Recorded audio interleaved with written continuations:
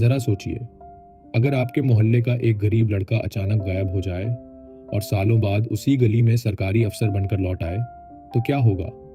आज की कहानी कहावत नगर की ऐसी ही दिल छू लेने वाली कहानी है। कहावत नगर की एक तंग गली में एक छोटा सा घर था। उस घर में रहता था रवि। उसके पिता रिक्शा चलाते थे और माँ लोगों के घरों में काम करती थी। घर में पैसे नहीं थे, लेकिन रवि के सपने उस छोटी गली से बहुत बड़े थे। वो अक्सर कहा करता था, एक दिन मैं बड़ा अफसर बनूंगा। गली के लोग उसकी बात सुनकर हंसते थे। कोई कहता, अरे पहले अपनी चप्पल तो ठीक से पहन ले। कोई मजाक उड़ाता, अफसर बनने के लिए पैसे चाहिए, सपने नहीं।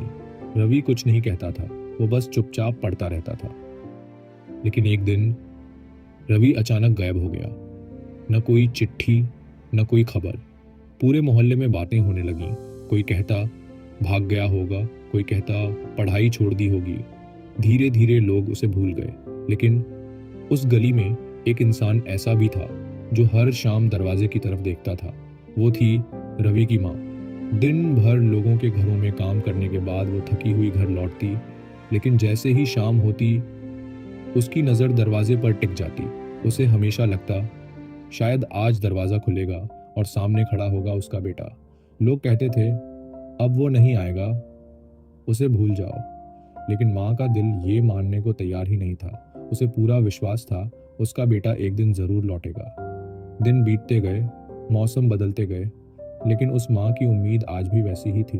और देखते ही देखते साल बीत गए। एक दिन गांव में खबर आई, आज नया जिला अफसर निरीक्षण के लिए आ रहा है। पूरा मोहल्ला सड़क पर खड़ा था। सरकारी गाड़ी आकर रुकी, दरवाज़ा खुला और बाहर उतरा एक युवा अफसर। साफ सूट, आत्मविश्वास से भरा चेहरा। लोग उसे पहचान नहीं पाए, लेकिन अचानक वो अफसर सीधे उसी पुरानी गली की तरफ चल पड़ा और जाकर रुका एक छोटे से पुराने घर के सामने। दरवाजे पर खड़ी थी एक बूढ़ी औरत, झुकी हुई कमर, थके हुए हाथ, लेकिन आंखों में आज भी वही इंतजार। अफसर कुछ पल चुप खड़ा रहा, फिर धीरे से बोला, माँ। बस इतना सुनते ही उस माँ के हाथ से लाठी गिर गई। उसने कांपती आवाज में कहा, रवि।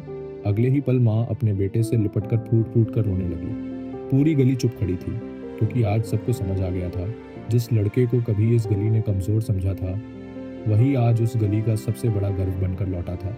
रवि ने अपनी माँ के आंसू पोंछे और धीरे से कहा, माँ, मैं भागा नहीं था, मैं बस अपने सपनों को सच करने गया था। फिर उसने पूरी गली की तरफ देखा और मुस्कुराकर बोला, कभी कभी जो लोग चुपचाप गायब हो जाते हैं, वो हार कर नहीं जाते, वो बस वापस जीत कर आने की तैयारी कर रहे होते हैं। अगर इस कहानी ने आपको भी एक पल रुककर सोचने पर मजबूर किया, तो वीडियो को लाइक करें, कमेंट में लिखें, सोच जीतती है, और चैनल सब्सक्राइब करना न भूलें, क्योंकि यहाँ हर कहानी एक नई समझ जगाती है।